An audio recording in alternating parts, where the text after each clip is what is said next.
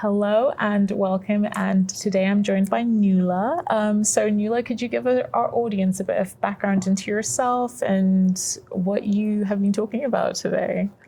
Sure. Well, I've ex-financial services, 3 decades already, and I spent the last decade understanding the human mind and how we think and how we make decisions. So today was really just about talking about the judgment advantage that I think women have by understanding more of what we get right and what we get wrong.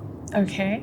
And in your book, Tune In, you discuss judgment traps that lead to poor decision making. So with financial advisors having to navigate market volatility currently, what would you say is the single most common mishearing or bias they might need to be aware of right now?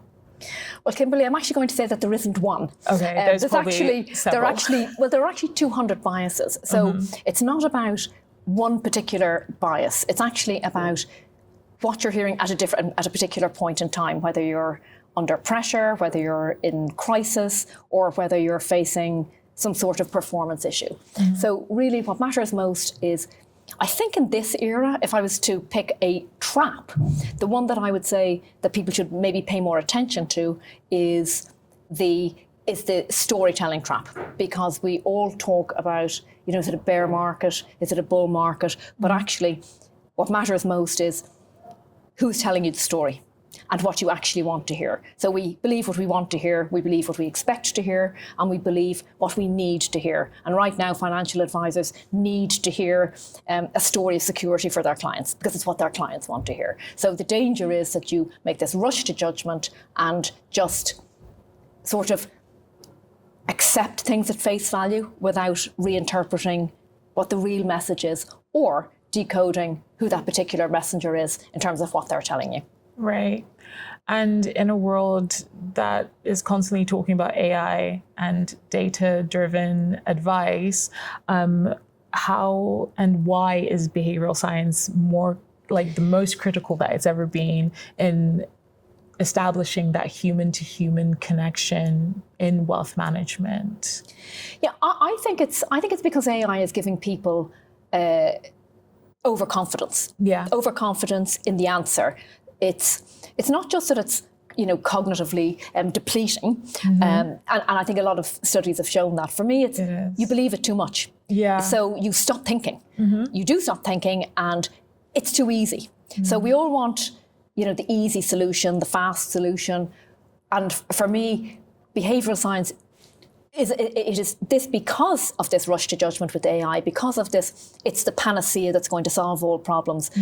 We tune out what really matters, and we don't think critically about things. And in actual fact, human judgment is more important than ever because of all of this noise. And it's not just AI. It's easy to make AI the demon and the guilty party for everything. AI is just a tool. It's us.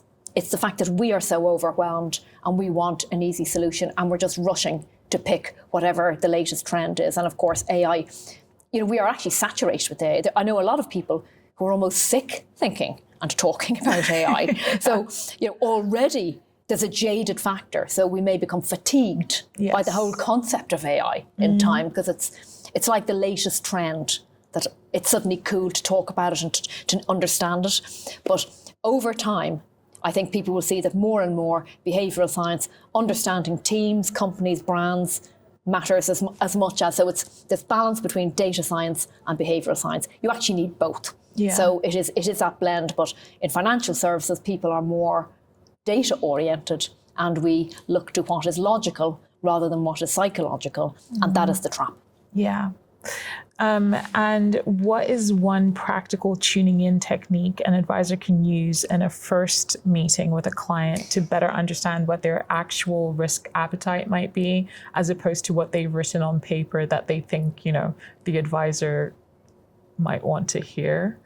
It's a great question. There could be several, but I suppose what I would say instinctively to that is maybe don't talk.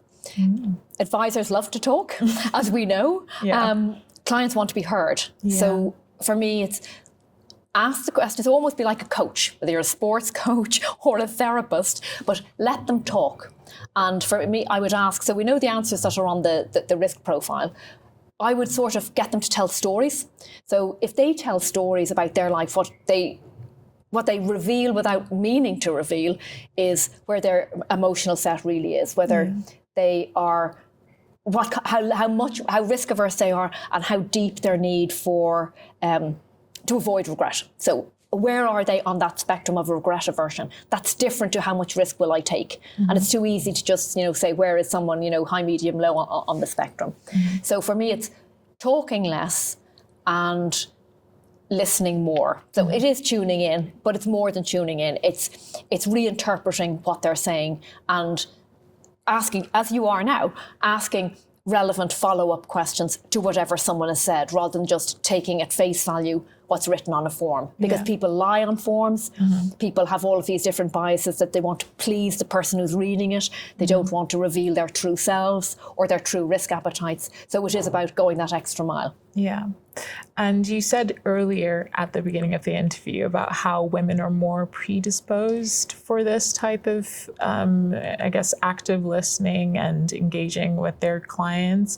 How can female advisors better lean into that as kind of a superpower, I guess?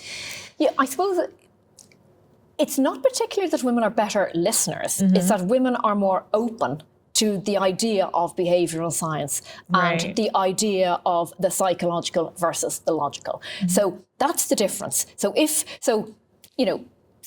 women don't listen at all. So just as men don't. So that's not really the gender piece. There's a study across 57 different countries and 300,000 people that shows that that women have slightly higher emotional intelligence. Right. So they are more receptive to detecting cues and to analysing cues, which is part of reinterpretation as opposed to just listening. And because they have that greater cognitive empathy as well, that's what is going to give them the advantage, I think, more than anything else. Okay. And finally, why do you think spaces like PIMFA's Women's Symposium are so important in today's age?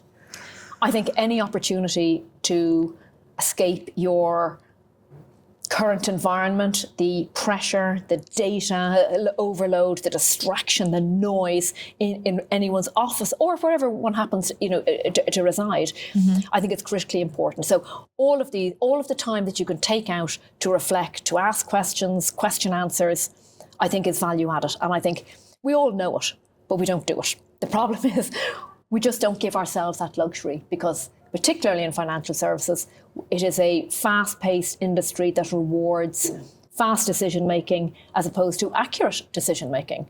So, quick decision makers are proven to be rewarded and recognised a lot quicker than other people.